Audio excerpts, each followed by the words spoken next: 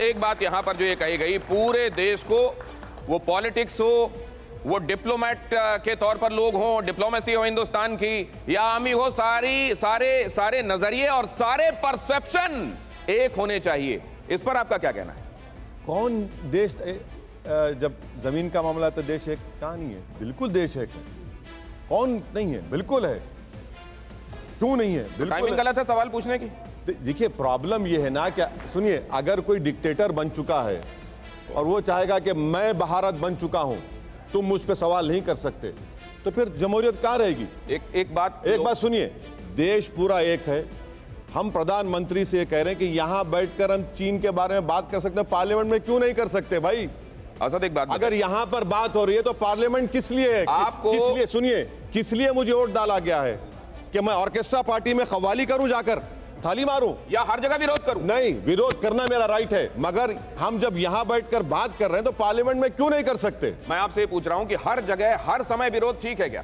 Sir, विरोध नहीं हो रहा है, ना फौज का विरोध हो रहा है, विरोध हो रहा है इस देश की पॉलिटिकल लीडरशिप के ऊपर। आप पार्लियामेंट में कही हुई बातों में तो यकीन नहीं करते आप। एक बात सुनिए, आज आपने सुन लिया हुकुम, आप ऑर्डर दीजिए आर्मी को, डेमचौक खाली हो जाएगा। कैलाश रेंज क्यों छोड़ा हमने?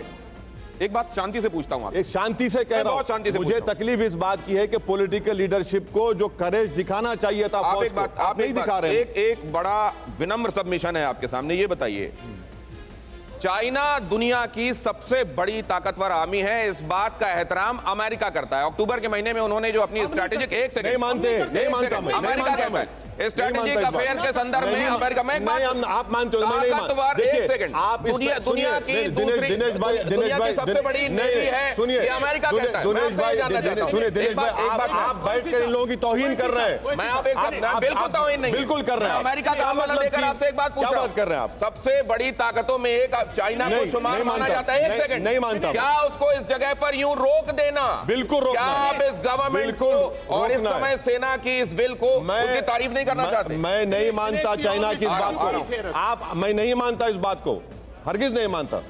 क्या आप समझ रहे हैं हम लोग कमजोर है, हमारी फौज, हमारी एयरफोर्स कमजोर? ये बात कही गई कि ये सबको एक होना चाहिए, वो एक का क्यों नहीं है? एक देखिए, आप इस तरह का सवाल करके चीन को बड़ा ऊंचा दिखा रहे हैं। अरे भाड़ में जाए, एक का पूछ रहा हूं मैं, एक का क्यों नहीं है? दुश्मन के खिलाफ एक का क्यों नहीं? देखिए, पूरा मुल्क एक है, ट्रेड मैं ही कर रहा हूं। ये जो मैं जो ट्रेड बता रहा हूं आपको, कितना ट्रेड हम लोग किए साल, सुनो आप, 50-60 बिलियन डॉलर्स का इंपोर्ट हो रहा है चीन से। कौन मोहब्बत कर रहा है देश से?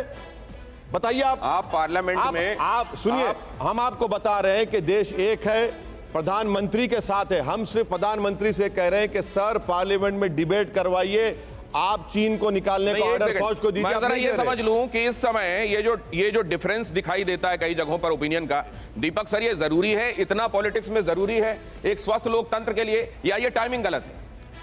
जब आपातकालीन स्थिति होती है सर, उस समय पॉलिटिक्स को भूल के हमें समर्थन करना चाहिए हमारी डिप्लोमेट्स का और हमारी फौज का। हमने सारे देशों में ब्रीफिंग की है, ये हमारा काम होता है। अमेरिका ने क्या स्टेटमेंट दिया है कि वी सपोर्ट इंडिया, और देशों ने हमसे कहा, जाते जाते कह दूं, 3 अफ्रीकी देशों में मैं वहाँ के प्रधानमंत्रियों का विशेष सलाहकार हूँ।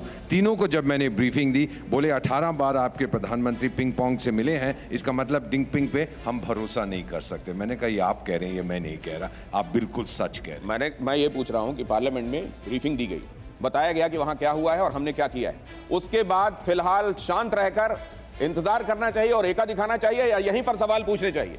सर, रुक जाना चाहिए, जब स्थिति नॉर्मल होगी तब जो सवाल। नॉर्मल है ही नहीं। बहुत जल्दी से एक क्विक क्वेश्चन है, मेरे ख्याल से हम अपने देश को और अपने को बहुत बड़ा फेवर करेंगे दिनेश जी एंड ओवैसी साहब, अगर हम देश के अंदर ये क्लैरिटी ला दें कि LAC का मतलब क्या है।